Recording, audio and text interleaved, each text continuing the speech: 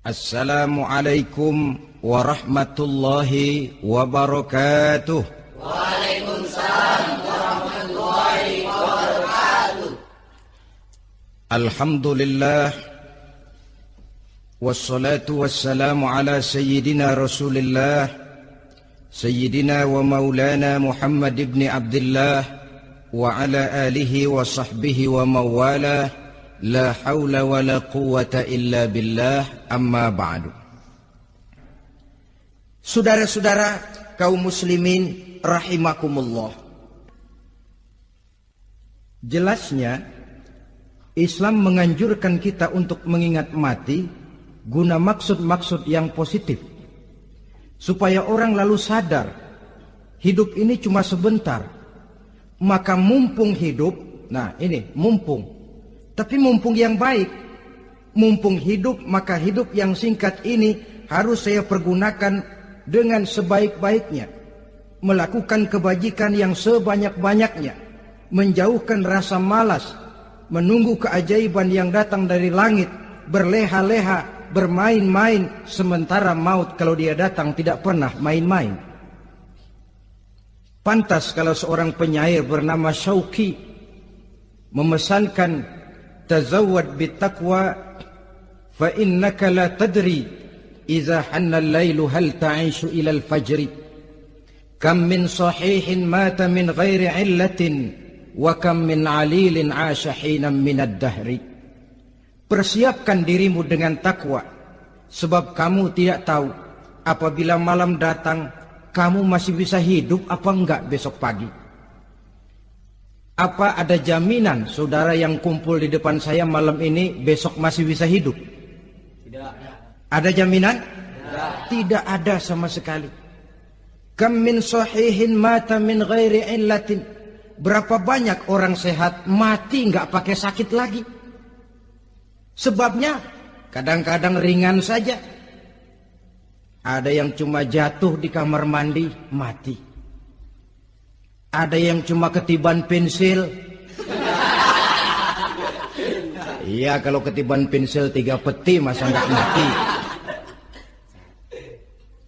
Ta'addadatil asbab wal maut wahid. Sebabnya boleh jadi macam-macam, tapi mati satu juga, yaitu mati. Dia seperti kelapa yang terlalu tua jatuh ke bawah, yang kembang baru keluar pun jatuh ke bawah. Itulah mati.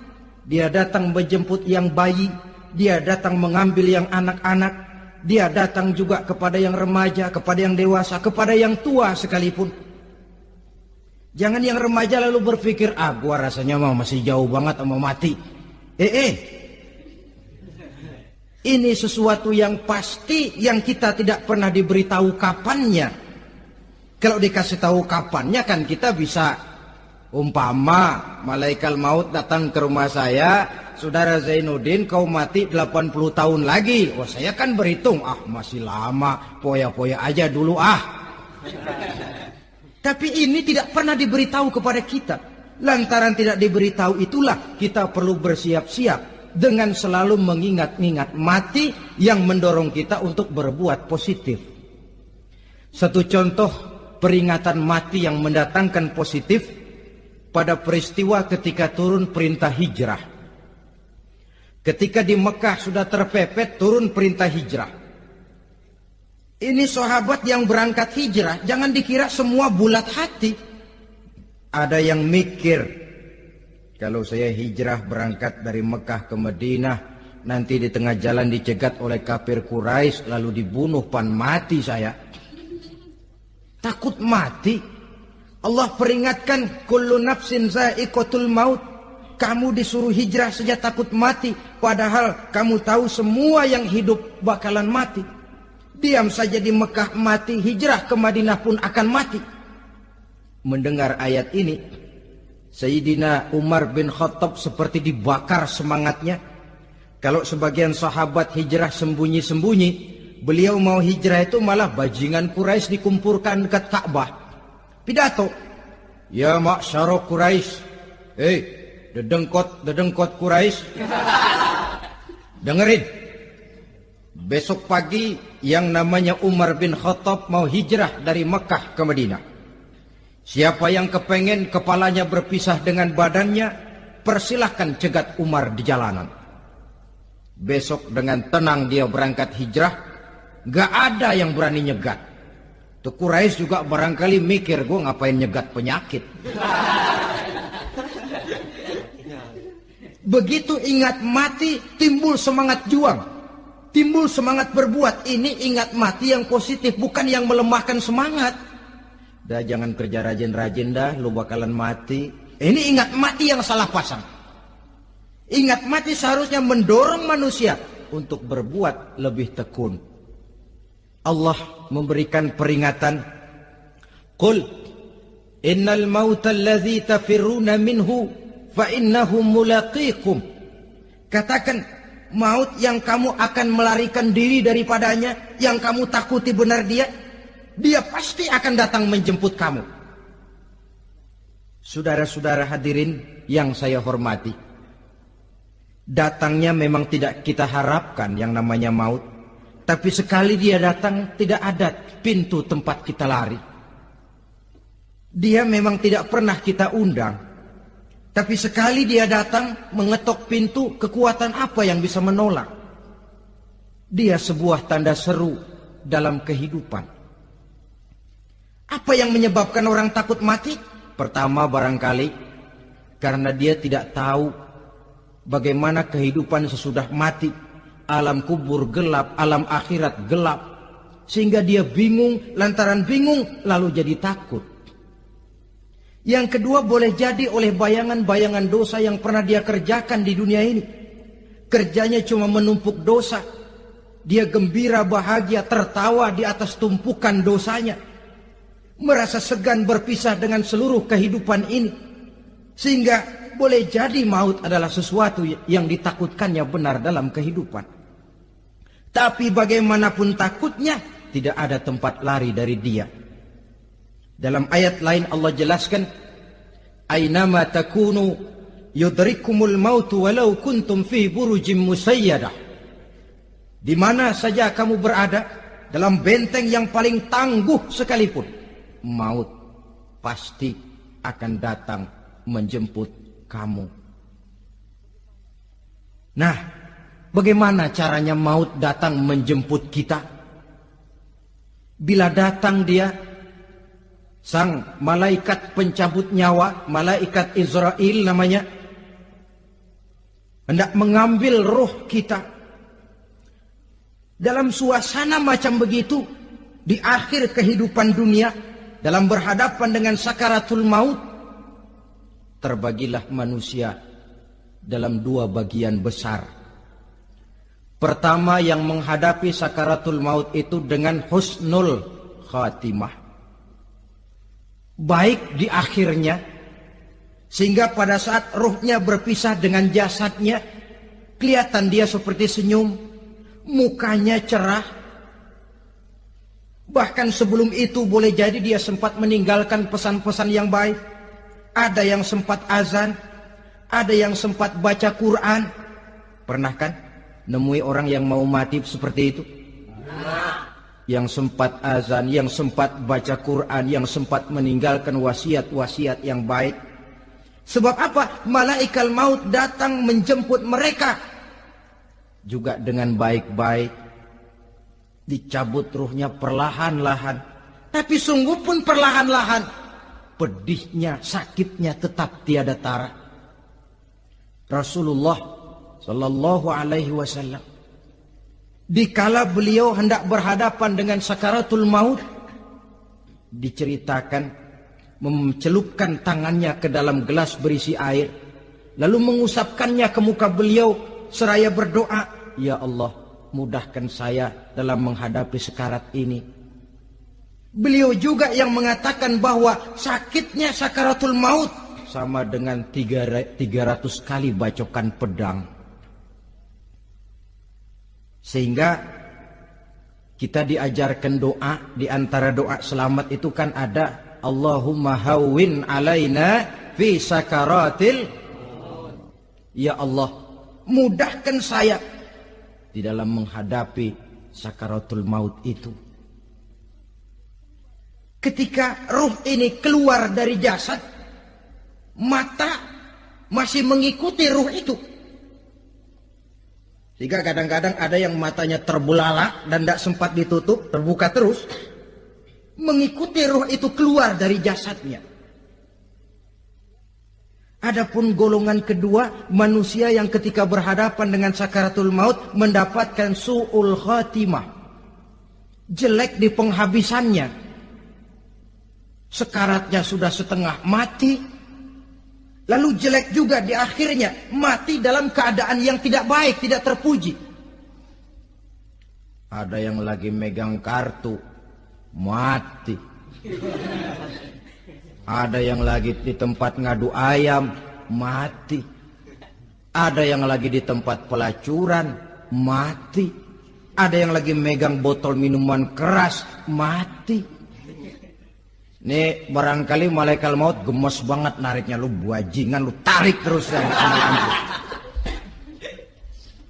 Mati su'ul khatimah.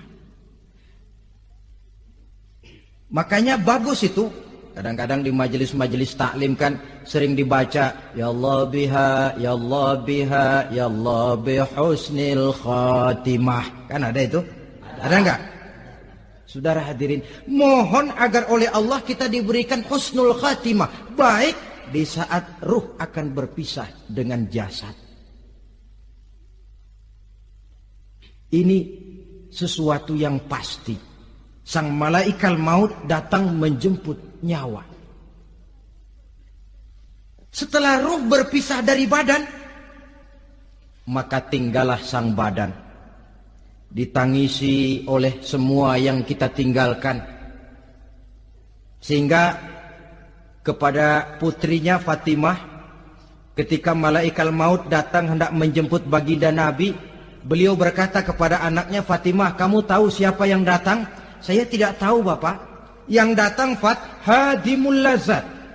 Itu dia yang menghancurkan seluruh kesenangan dunia. Wa qati'us syahwat, yang memisahkan kita dengan seluruh yang kita cintai. Dia malaikat maut, Pak. Manakala jasad sudah ditinggalkan oleh ruh, itulah yang dikerubungi orang.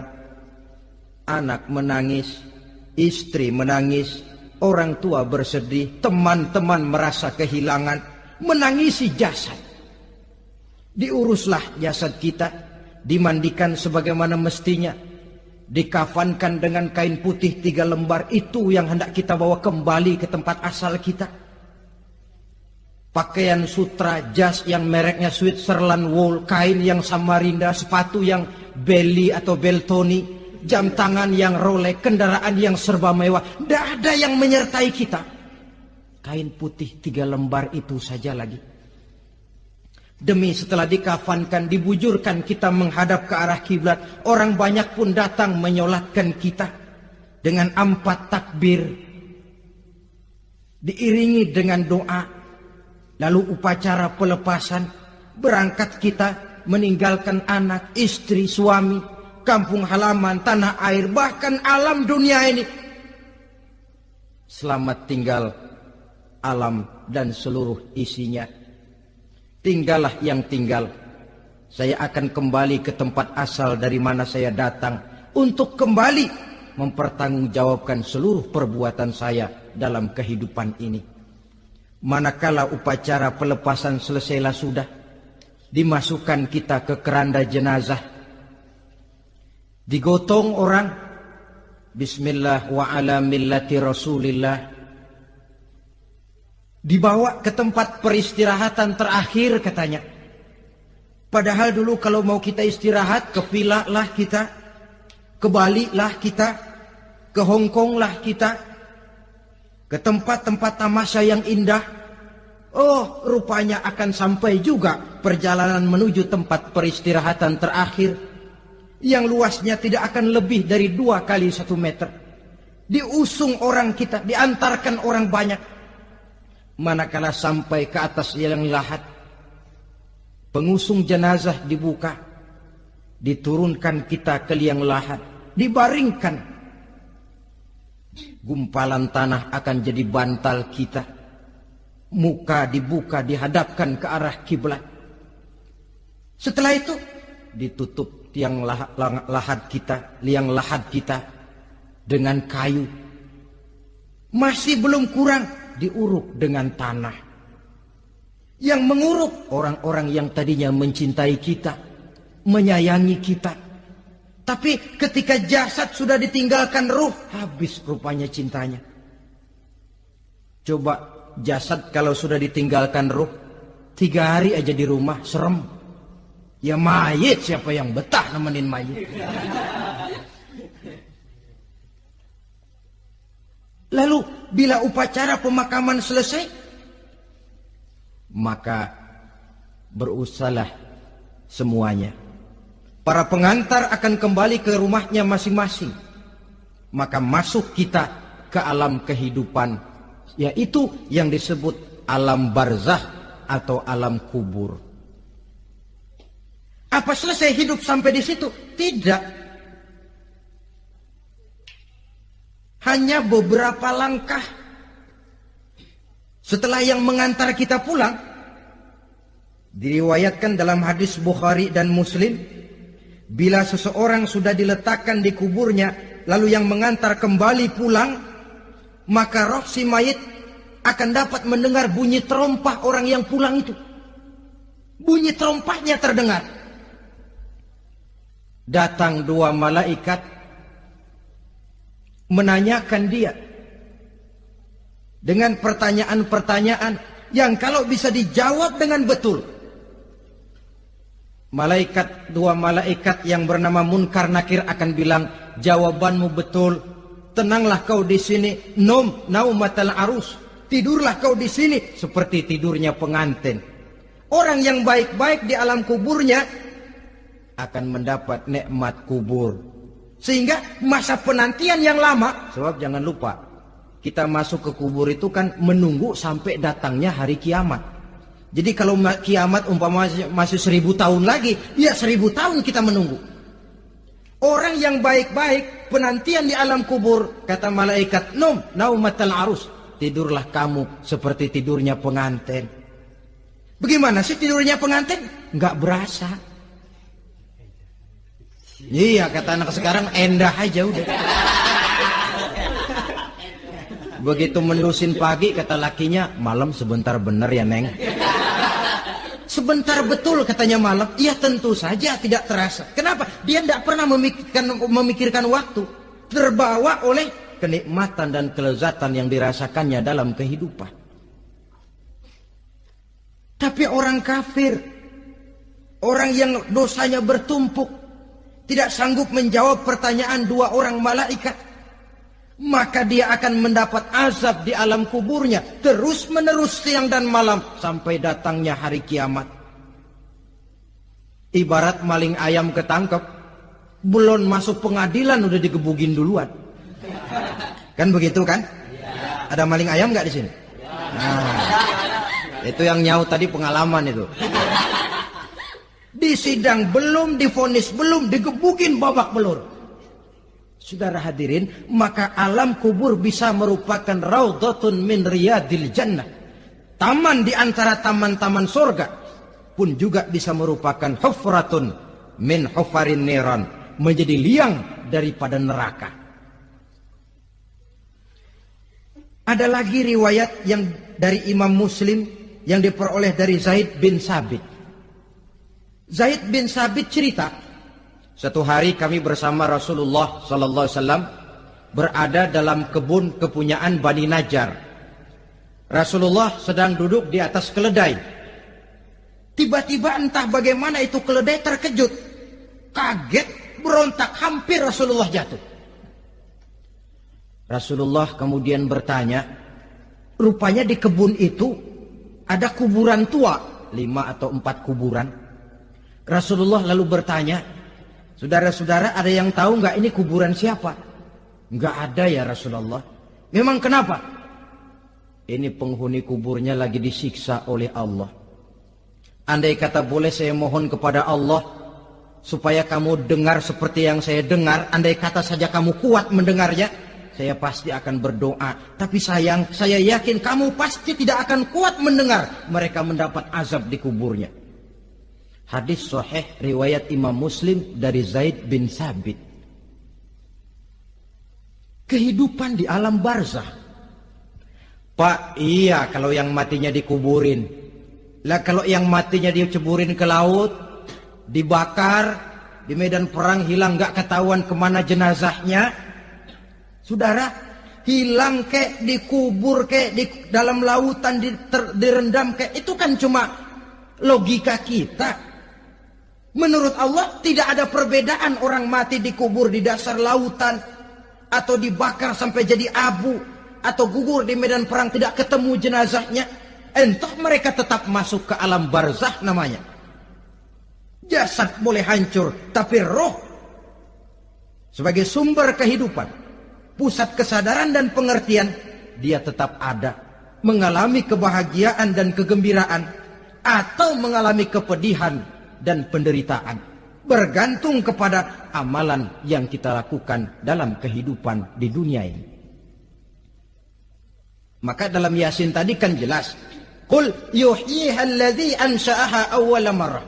Yang menghidupkan mereka yang dikubur di dasar lautan, mereka yang dibakar sampai jadi abu, yang akan menghidupkan ialah Allah yang menciptakan mereka dulu pertama kalinya. Jadi kalau sudah ada aslinya, ya tentu tidak perlu contoh lagi, akan sangat mudah membuatnya. Orang tua kita, keluarga kita yang sudah berpulang, mereka di alam barzah sekarang ini bisa mendapat nikmat kubur, bisa mendapat azab kubur, bergantung amalan mereka dalam kehidupan di dunia ini.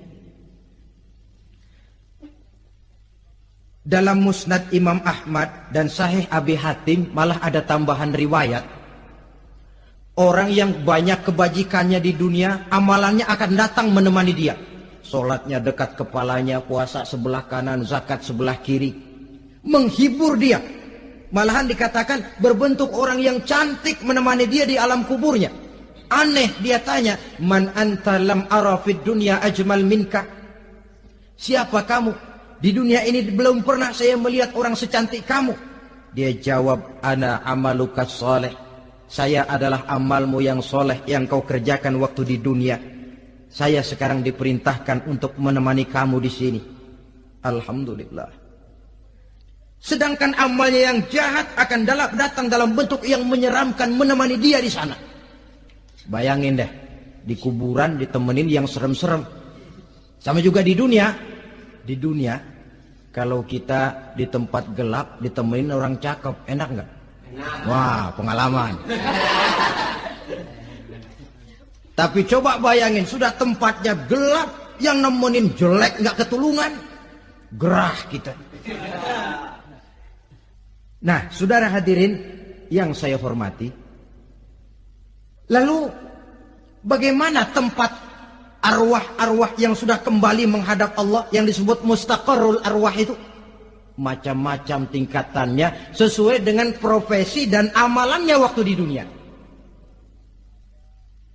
Ada roh-roh itu yang setelah pisah dengan jasad, artinya mati, ditempatkan di tempat yang disebut a'la iliyin, tempat yang tinggi.